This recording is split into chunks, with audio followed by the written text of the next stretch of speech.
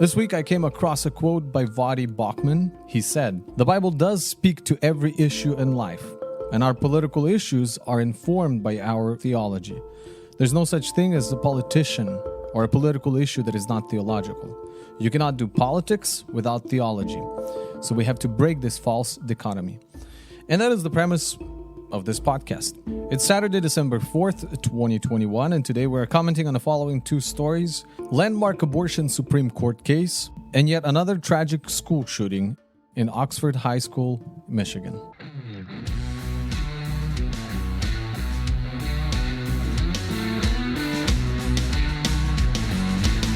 Welcome to Life Ring, a podcast where we strive to provide you with a well-rounded review of what is going on in the world between Monday and Friday of this past week. My name is Alex, and I'm blessed to be joined today by my friend, a longtime friend, and today's co-host, Andre. Hi, Andre. Hey, thank you, Alex. I'm really glad we got to reconnect recently. Yeah. Funny story. Last New Year's, me and my wife had this New Year's resolution. Let me back up a little bit. So we moved back to Washington 3 years ago. From California. Yeah, I used to live in California 4 years. Portland before then, and of course Washington. Had quite a bit of church friends, youth friends, yourself included. So when I was in this area, so I moved out single, came back with a family, so more on my plate, busier. So we just kind of, went away from the usual group of people. So we have a lot of cousins, old friends. So our New Year's resolution was, let's try to reconnect with someone at least once a month. So our goal was to reconnect with like 12, whether it's friends or family members. And it's December, and we're 1/12 done. So 1/12. That was a resolution that you had at the beginning of the year? yes. So I'll right. need to refresh that resolution. But is that me? I'm the 1/12? Yeah. Yes. All right. So it That's did exciting. not seem like a big challenge. I mean, one person a month, but apparently it was a bigger challenge than I anticipated. So I'm glad we were able to do that. Yes. So Man, do we have a story? Can we talk about that? I Sure. really was looking Go forward to share this. So this intro is going to be a little longer, but so apparently when we were reconnecting, which was about, 2 weeks ago at this point? Three weeks ago? Is that right? I believe so. Yeah. Yeah. So we met at a coffee shop to meet, right? Now that same day you were going to go and pick up your wife from the airport, right? Yes. Well, you would pick her up at around 6 p.m. Now, on that same day, we had the flooding in the county, right? And then there was this landslide across the road. I forgot about that. Right. So basically, you meet up with me, which helps you cross from Bellingham to Mount Vernon. Now, if you didn't meet with me, then you said you would essentially be trapped by the landslide on the other side. Is that right? Because around the time when you needed to drive out, the landslide already happened. Correct, yeah. Because I was actually leaving from a meeting from you, and my mom was calling me and telling me that one side is for sure blocked of the highway. When I was driving, the water was going over the highway. It was down to one lane. So if I wouldn't meet with you, I'd drive out later, so I wouldn't be able to pick up my wife from the airport. So, Right. hey. And then on the way back, I mean, we knew that the freeway is going to be closed. They said that it's going to be closed, for the whole night. And now we're talking about this is Interstate 5, so it's a major road, that goes across Washington, like from Canada into Oregon. And they said they're going to close it for the night. And so then you were going back home to Bellingham North, right? Past our house.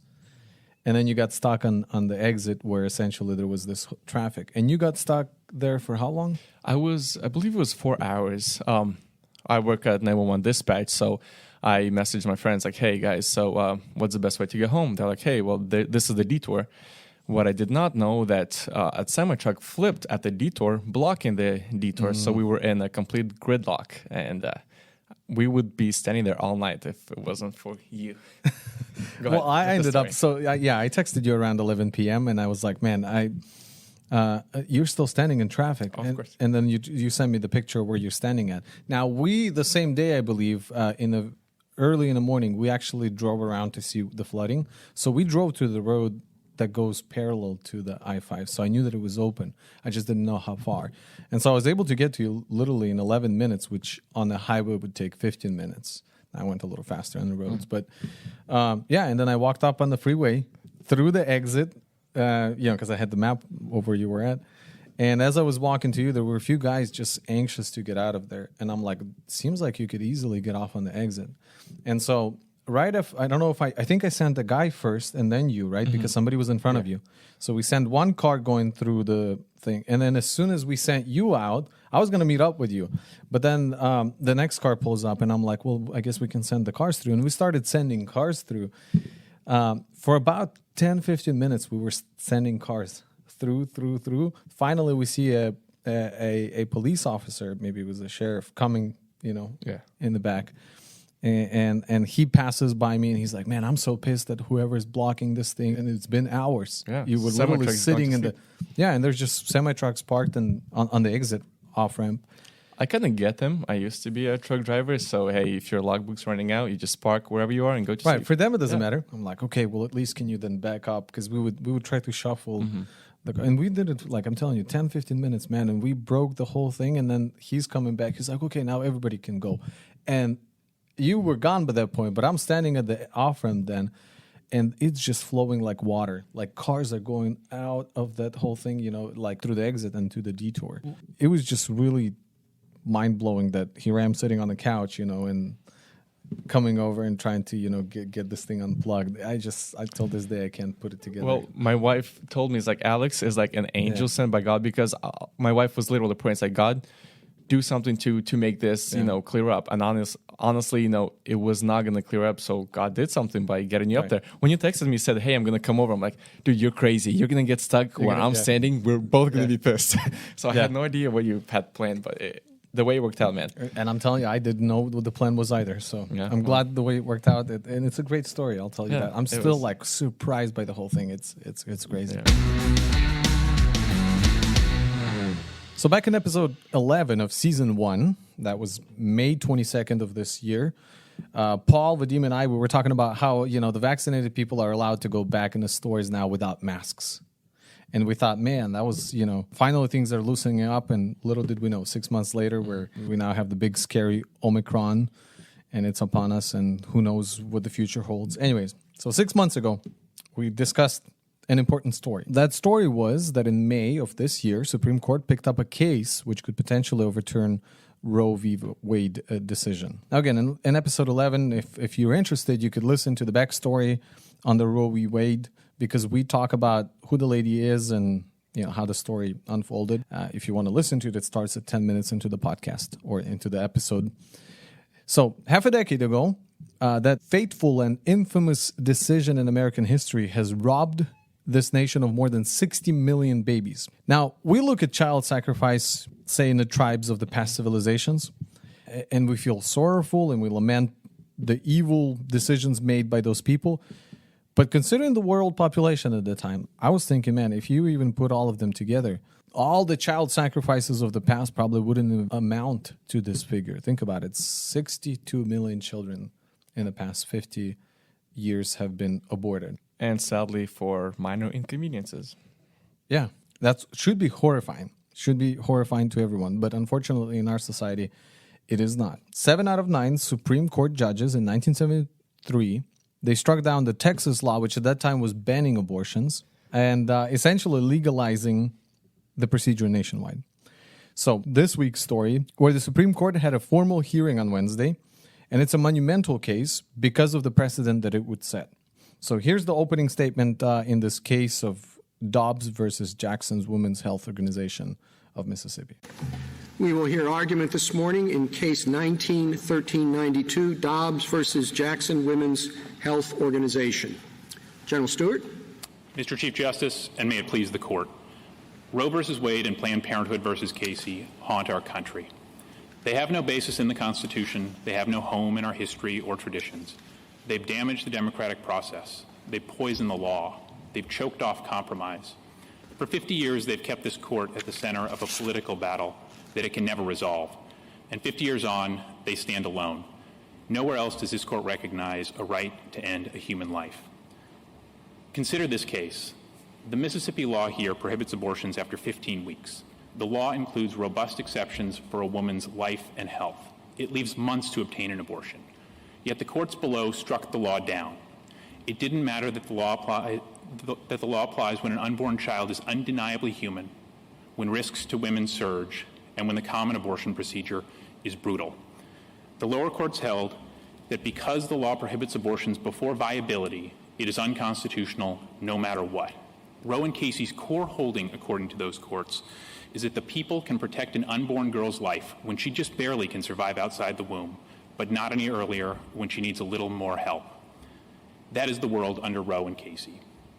That is not the world the Constitution promises. The Constitution places its trust in the people. On hard issue after hard issue, the people make this country work. Abortion is a hard issue. It demands the best from all of us, not a judgment by just a few of us. When an issue affects everyone, and when the Constitution does not take sides on it, it belongs to the people. Roe and Casey have failed, but the people, if given the chance, will succeed. This court should overrule Roe and Casey and uphold the state's law. I welcome the court's questions. The case in question is Dobs versus Jackson Women's Health Organization, and it's in relation to the law that was enacted in 2018, where this Mississippi law that prohibits abortion after 15 weeks gestational age, with the exception for medical emergencies and fetal abnormality. And so, which doesn't make sense to me. Why they would be mad. I mean, if you don't want to abort your baby before 15 weeks, why would you want to abort the baby after 15 weeks? So it just doesn't make sense at all. I mean, you should probably know if you want the baby, not before you have it, you know? Right. And it's like, man, if we're talking about responsibility, such a word as responsibility, then you should be responsible about your procreation. Of course, there's always exceptions, right? Yeah. I mean, nobody's arguing against those exceptional cases when things go wrong or where something went astray. But in majority of cases, people know they're pregnant and they're doing it, like you mentioned in the beginning, out of inconvenience. Yeah. Right? And what's unfortunate, my sister-in-law, she had twins. And after they did a lot of scans, they're like, they might be with Down syndrome. They might have some sort of an abnormality. So do you want to discuss your options? She was like super like dumbfounded. She's like, what do you mean discuss my options? Like, are you going to fix the abnormality or what other options? So it's not just that they allow some sort of exceptions, like you said, but they kind of feed it to you and push it to you. Hey, push it onto this might be a Down syndrome baby. She's like, what kind of option? I give birth to a baby, whether it's Down syndrome or not, and they're kind of trying to feed you the option. So it's not just like they're giving you the option. They're kind of like almost pushing you towards that option. And the main argument presented by the Mississippi Solicitor General is that the Supreme Court made a mistake with Roe v. Wade back in 1973. And what he was arguing is that it is time to reverse the decision, let the people decide, meaning that each state will then decide rather than the government saying, we're going to regulate how it's done. The Roe v. Wade decision was not so much a constitutional argument as it was a medical, philosophical, and political argument. And since the judges at that time, in 1973, they were not doctors, and it's been also 50 years since that decision, we as a society would be wise to consider, the scientific advancement in understanding the mystery of life. But then, for political reasons, there has been largely an ignorance of medical facts regarding the unborn babies. And so, as we wait for this crucial and consequential decision, which is, going to come soon, I stumbled upon this great article by Jordan Boyd at The Federalist. It's titled 10 Amazing Facts About Unborn Babies You Should Know Before the Supreme Court Rules on Dobbs. So she begins by saying the first one is that life begins at conception. Now, this is something that science says, right? So not just, I guess, not just a philosophical question anymore, but she's quoting here, for years, medical textbooks have recognized that biological life begins the moment an egg carrying half of the genetic information required to create life is fertilized by the sperm, which carries the other half of the genetic information. So she's saying the medical textbooks have said it for years, that the moment the two come together, it forms a new called, what is zygote? Zygote? You're the medical guy. I think biology in high school. You see, and I think they're starting to recognize that, and they're kind of pushing away from it's not life versus it's not viable from outside of the womb. They're kind of almost switching the narrative. But when you look at it, if you're in ICU, you're not viable without, let's say, oxygen support. You're not going to kill that person. So they're kind of I think they're starting to recognize it, and it's coming around to get them. Second point, an unborn baby's heartbeat can be apparently detected by 6 weeks. And this is important because earlier on, it was a point of contention when quite a few states, conservative states, signed the heartbeat law to where you're not allowed to have an abortion the moment you detect a heartbeat. I mean, it also makes sense. Here's point number 3. All major organs are formed and functional by 15 weeks of gestation. Number 4, babies in the womb can control their fingers. Not just move their fingers, but control. That means they have some sort of like an operating system in their head that they can actually respond to external stimuli. A baby at that point will be able to support his own body weight momentarily by grasping. And that at this point, they also learn to suck their thumbs, start to show a preference for a dominant right or left hand. I mean, we're talking about a real baby. And number 5, touch and taste, flavor. She's saying they react to taste delivered to them through the amniotic fluid from their mother's bodies, and by 15 weeks have taste buds of their own. Point 6 is babies in utero have functioning, developing brains. I think number 7 is probably the most heartbreaking one when it comes to abortions. They can feel pain, you know. It's not just you're getting rid of it. They feel it.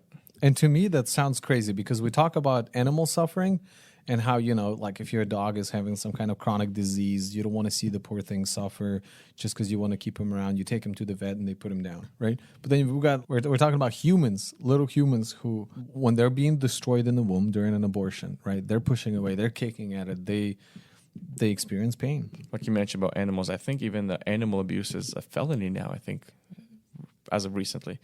You know, and when the funny thing is, working at 911, you know, when we get an animal abuse case, there's so much more emotional reaction by our work group than someone beating someone up. You know, I don't know what it is about these animals, bro. Just keep thinking about that. Tell them that they killed 62 million puppies and see what kind of protests we're going to have. Exactly. Number 8, female babies have millions of eggs by 21 weeks. That's citizens of this country that could have been, right? Mm-hmm. And of course, they could have had their families of their own, right? So we're talking about a huge part of the population that is not with us. And number 9, the baby practices breathing. I honestly had no idea. By 30 weeks gestation, the fetus breathes 30 to 40% of the day with respiration rates between 30 and 70 breaths per minute. And then finally, she goes on to say that babies practice seeing, hearing in the womb as well. So they have these sporadic eye movements, which begin around 14 weeks gestation. This rapid eye movement, what we get during sleep, and that it's first detected around 18 weeks. I found a very mind-boggling article or a fact that Portland approved bereavement leave for abortion. So, you know, at work, if your family member dies, you can take some time off to grieve the loss of a family member. So I Googled the definition of bereave, and this is what it said.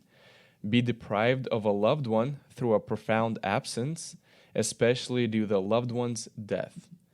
A loved one. I mean, if you're aborting a fetus, if it's a loved one, why are you aborting it in a way? And especially due to the loved one's death. If the baby dies, death, which kind of means that there was life in the first place.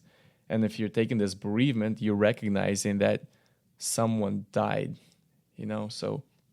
What is next? So according to Washington Post, if the court's usual practices hold, then the justice will have taken an initial vote this Friday. And now it's going to be months before a decision will be announced. Compromise, they say, is often part of those deliberations. And overturning precedents as deeply ingrained as the court's abortion jurisprudence would create outcry from the public. Essentially, we have yet to. It's not gonna be tomorrow. It's not gonna be on Monday. Mm-hmm. It's gonna take months to get to the final decision. And so, of all causes that Christians stand up for and protest and vote for a change, this one deserves unrelenting attention.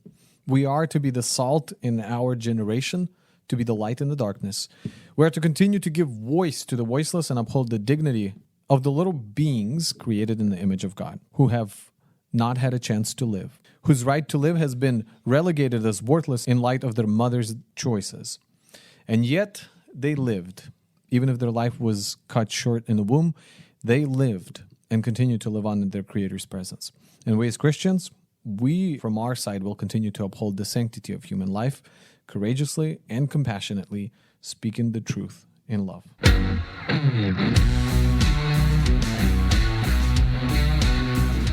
Welcome to Lightning Round, where we run down the stories that are also important, but we just don't go in depth.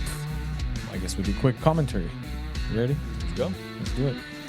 So in the world of world news, here's a story that caught my attention. Apparently this week, the United Nations passed a controversial resolution where they called the Temple Mount only by its Muslim name. And now I'm quoting from Christian headlines here. So this resolution was passed 129 yes and 11 no's, although Israel, the United States, Canada, and Australia all opposed it. And the resolution says, quote, any actions taken by Israel, the occupying power, to impose its laws, jurisdiction, and administration on the holy city of Jerusalem are illegal. They go on to say that significantly the resolution does not contain the phrase Temple Mount, but instead refers to it as Haram al-Sharif, the Muslim term for the site. So basically what we've got is United Nations recognizing only the Muslim part of the history, not the Jewish part of the history. I mean, it kind of makes sense. I mean, if it was recognized, it doesn't really set precedent for future Armageddon, if you will. I mean, they got to keep fighting. Anyways. I know very little about Israel and their disputes, but Ben Shapiro, I hear, is a very good resource for that. I heard he breaks it down pretty darn good of the reason for their disputes, for their wars, and it's pretty interesting if anyone wants to look into that further. And in the news of COVID, sounds like a never-ending topic, and newsflash, there will always be a new variant. So an interesting fact I heard, I don't know if it's a fact, but a theory that Omicron can actually help end the pandemic. The fact that it's super spreadable, or it's easily spread. Some people say it's resistant to vaccines. Maybe I'll just breeze through everybody real quick. And create herd immunity faster, Yeah, huh? hey, it's just a theory. I don't know the details of that, but I just came across that somewhere. Anyways, talking about Australia, which never ceases to surprise me. Apparently, a quarantine camp, Howard Springs COVID quarantine facility, where they, the name speaks for itself, quarantine people who have been exposed or tested positive for COVID. There were 3 teenagers who escaped from the Howard Springs COVID facility, and they were all tested negative for COVID. So, number one, they didn't have COVID, they escaped, and one article mentioned that they were on a manhunt for these people, which they were later arrested. Yeah, and they were hunting them down like these guys have done something so crazy. It's like not something so horrendous. It's not a popular subject. I mean, if news talks about it, it's going to generate a lot of fear that we're going that direction. So they just kind of cover it. I looked up a lot of articles. They don't have much to say. Just a couple sentences because they knew it's out there, so they have to comment on it, and it just ends on that, which is pretty crazy. I mean, the way they talk about it, this is a quote by Independent. This is the second escape from the same facility in recent weeks. A 27-year-old man escaped the facility too by scaling the fence last Friday, because apparently at 4:30 a.m. they decided to jump the fence. But like escaped, like it sounds like they were in prison or something. I mean, and how bad does it have to be for you want to run from that place? Yeah. I mean, teenagers, the risk is extremely low. They're tested negative. They want to see their families. Yeah. It's bizarre. Somebody was saying, I saw that Brandy Cruz from Cairo in Seattle's radio station post the image. And on the bottom, I was scrolling, and there's this meme of trying to make fun of Jay Inslee, the governor of Washington State. He's like, probably, okay, got to take notes. This is good stuff. All right, so this kind of comes as a surprise because it's CNN who decided to do this. But apparently Chris Cuomo, the brother of Andrew Cuomo, the governor of New York, who was under fire at the beginning of this year, and that's after having such a successful run as a defeater of the pandemic, right? Because prior to that, he was like this, he wrote a book about how he, apparently handled the crisis well. Turned out all of that was a lie. On top of that, he had some sexual misconduct allegations against him, right? And so on. So all of these things came out. And so apparently what we're seeing is CNN decided to suspend his brother Chris Cuomo. I think they're just trying to save face at this point. Maybe there's something that's more than, I don't know. They said pending further evaluation, so they're gonna come up with some evaluation too. And then he's gonna go through some, he's gonna regret it all and apologize, and then boom, it's all back to normal. But it was just kind of good to see that it does come around. Like eventually, justice does catch up, and that apparently he was offering him a bunch of help through the whole managing his PR.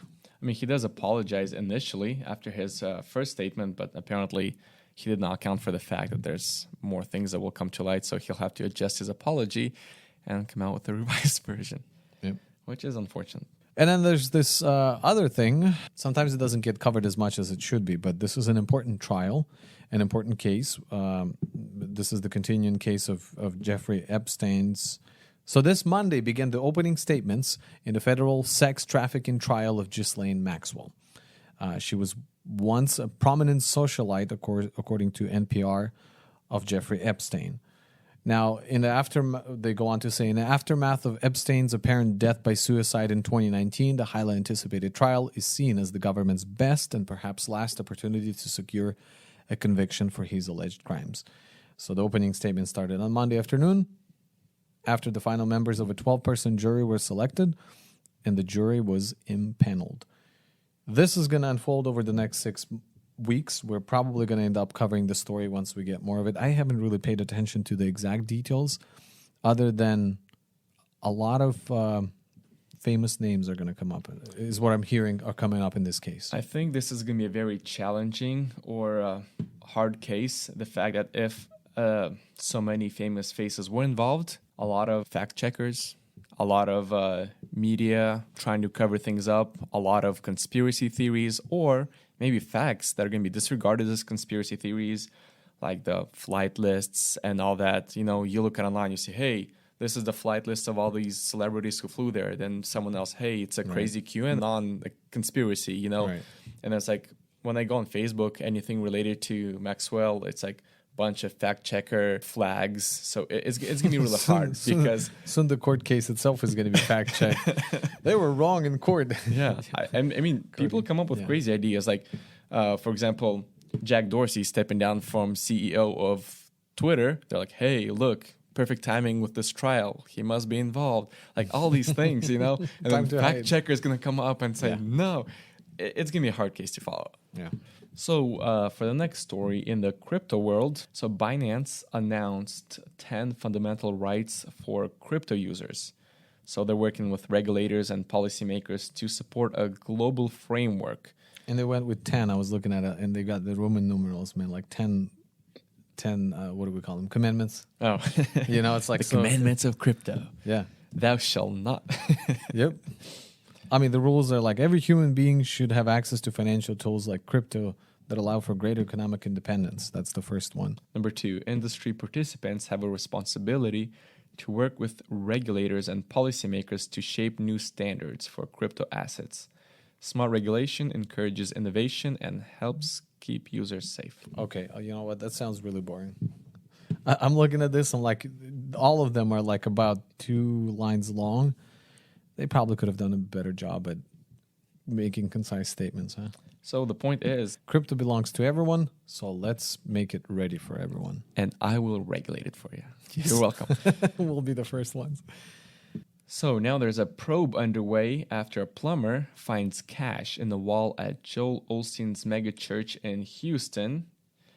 And apparently, Joel Osteen, several years ago, reported a theft of $600,000 during a burglary, which was apparently recovered by this plumber. That's a lot of money. That's a lot of money. It's like, oh yeah, we just lost $600,000. You keep $600,000 in one place? Like, how does that? Like, you're a church. But yeah, apparently he was repairing a loose toilet or something like that. It was loose, and taking the tile off the wall or something like that. And then next thing you know, he just finds a bunch of envelopes. Do you think Joel Osteen had no idea? Maybe it was some random churchgoer staff member who wanted to stash away his retirement money? That's the first thing I thought. I'm like, somebody's like, oh no, they found it. Like somebody took the money, stuffed it in the wall. But then they would know. They would like kind of keep an eye on it. Yeah, I would think. I have no idea. And how does it randomly get into the wall behind the toilet? It doesn't. I don't think that's a random inside thing. job. So that's why there's a probe. So from time to time, we'd like to highlight stories of Christian persecution. And according to Christian headlines, Christians in the northwest Nigeria are living in terror after receiving letters threatening death unless they close their churches. And a police spokesman said that Zamfara State Police have beefed up security at churches and increased intelligence gathering in response to the letters that warn Christians that they will be killed or kidnapped if places of worship are not shut down. And the reason we highlight these stories is because we sometimes in the Western world, and even like in the bigger countries, because in our countries there's no persecution, it seems like, oh, we Slavic people, our parents had persecution one day. Those were the days of persecution. But to Americans, those weren't the day of persecution. For them, like, it's been freedom all along, just like it is for us right now. And so we highlight these stories because, man, right now in many countries around the world, there's still persecution going on. And we need to acknowledge that for those people, the realness of being persecuted for the name of Jesus is right now. So Alec Baldwin comes out and he says he did not pull the trigger when his gun fired on the set of the movie Rust, killing the director of photography. In his ABC interview, he was saying that he would never point a gun at someone and pull the trigger.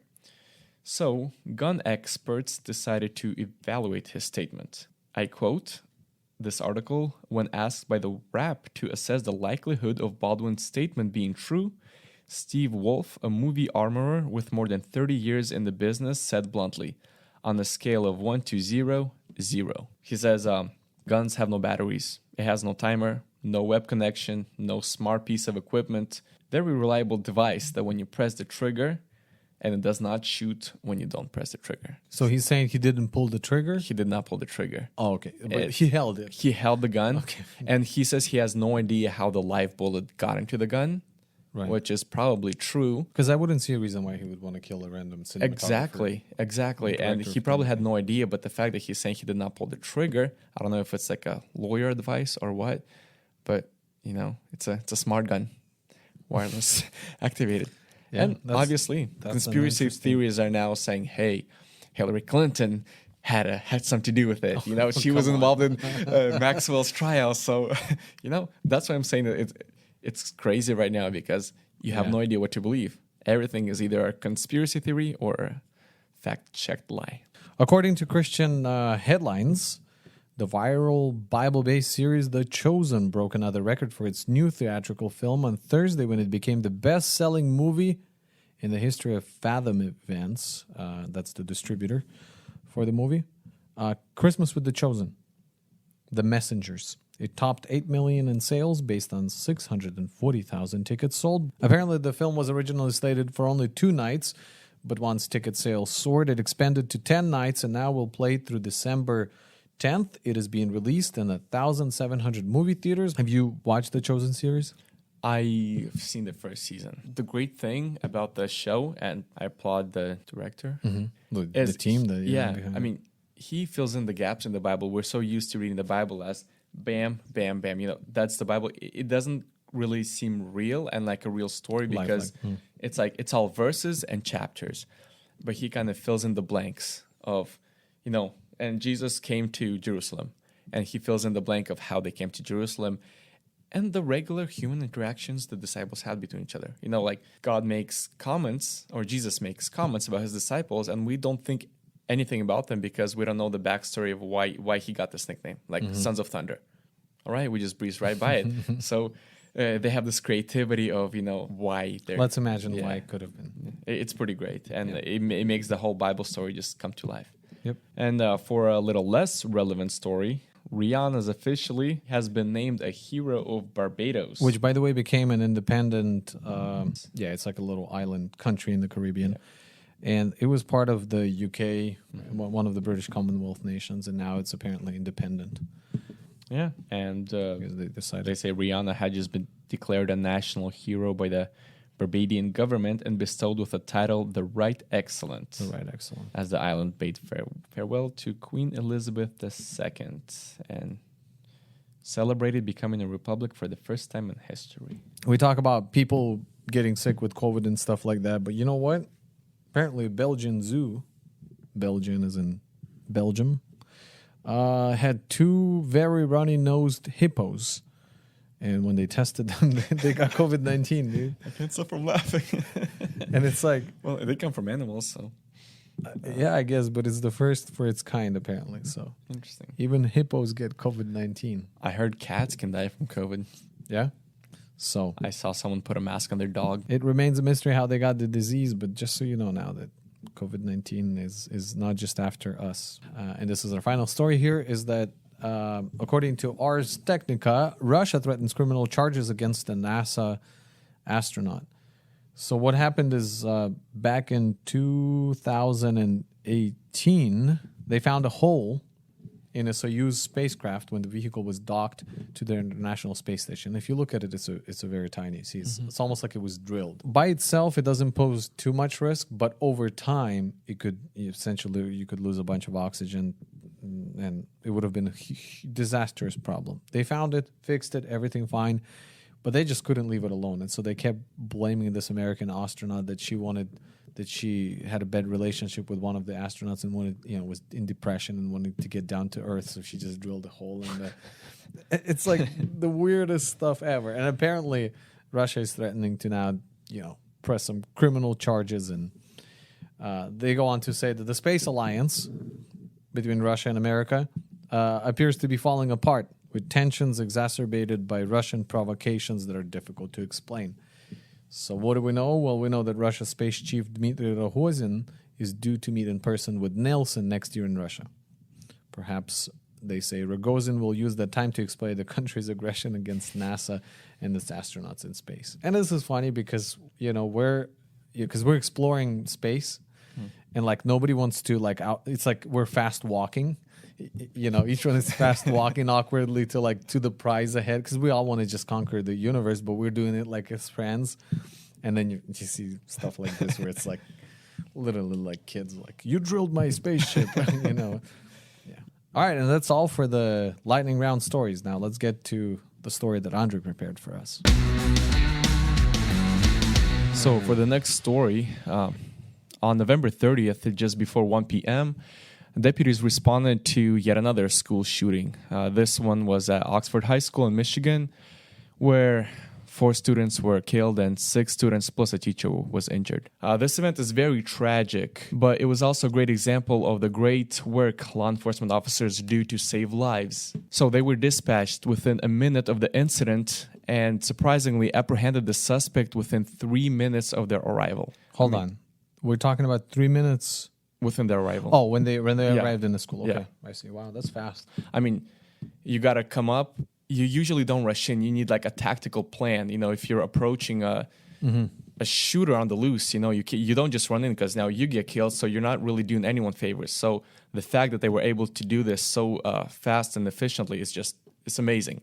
So when he was in custody, he still had 18 rounds on his person, and he shot 30 rounds.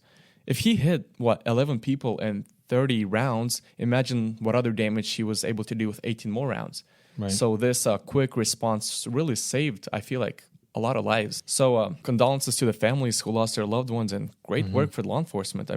There could be more broken families, but it's just a good reminder of the courage and the professionalism and the skill that these men in blue have. So the suspect is Ethan Crumbly. He is being charged with terrorism, 4 counts of first-degree murder, 7 counts of assault with intent to murder, 12 counts of possession of a firearm, while committing a felony, with possible additional charges pending.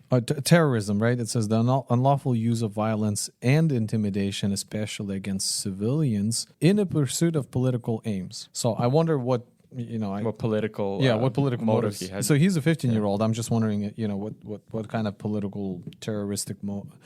I'm okay with that charge. I'm just saying it's It could be the whole red versus blue right now. But what's interesting about this case is that the teen's parents are also being charged with 4 counts of involuntary manslaughter for allowing their son to have access to a firearm. It's interesting because this usually does not happen with other school shootings or other mass shootings we hear. We don't hear about parents being charged. So this is a very unique case. So I kind of looked into it, and a lot of facts were pretty mind-boggling. We found that Ethan was with his dad, James Crumbly, when he bought the firearm days before the incident. Apparently, it was meant for him because he posted a picture of the gun on social media. Yes, I actually saw that. That was they say it was an early Christmas present. Early Christmas present. Can you imagine? Oh, goodness. But they say the day after Thanksgiving, they went and bought him an early Christmas gift. And he did quote, just got my beauty with a heart emoji. That's right. You can't really think much as like, hey, a 15-year-old has a gun. You know, it's probably not the best deal, but you're not going to initially think, oh, he's going to shoot up a school from that post. Right, because, Yeah. I mean, you expect the parents to be responsible. Yeah. And there's young kids out there who you know, parents keep their guns locked away and then they take them to the range and practice safely and teach a kid to handle For sure. a firearm. They take him hunting. You could argue whether it's necessary or not at that young age, but it could be done responsibly. For sure. And it's that in itself is not too alarming. But another thing, teacher caught Ethan searching for ammo online while at school on his phone. They obviously notified parents, and they did not get a response from parents. That's a red flag. And so they found another note, picture of a hand-drawn handgun pointing out words saying, "The thoughts won't stop, help me." Picture of a guy being shot, bleeding, laughing emoji, drawing of a bullet, words saying blood everywhere. And so they met with his parents the morning of the shooting to discuss this note. I mean, major red flag. But surprisingly, the parents refused to have Ethan leave the school and failed to inspect his backpack to check if the gun was there. And he just returned to class. You know that when she, so what I saw is when the mother was notified about him searching ammo online, they pulled up the records and she replied with, "Lol, I'm not mad at you. You should just learn to hide it better next time," or something like that. And it's like, what? Now, I don't know if you've seen it, but they're apparently were supposed to appear on Friday, yesterday at 4 p.m., and they didn't appear in court. And then later they reached out to their attorney and said that we're actually not running away from the law. We left the city because we don't want to, we fear for our safety. There's a $10,000 reward that was posted for them. I mean, it doesn't really help their case, though. It kind of looks like you're running from the law. Officials called them fugitives when they were arguing they were doing this for their safety. Right. Let's talk about the notes real quick on the internet searches. You know, teachers and parents were aware. And right now, in hindsight, we think, how did they allow this to happen with all this information? Now it all makes sense after this shooting in hindsight, you know. But before this happens, it's kind of easy to disregard it as nothing. You know, you think it's never going to happen to you. It's not going to be at your school.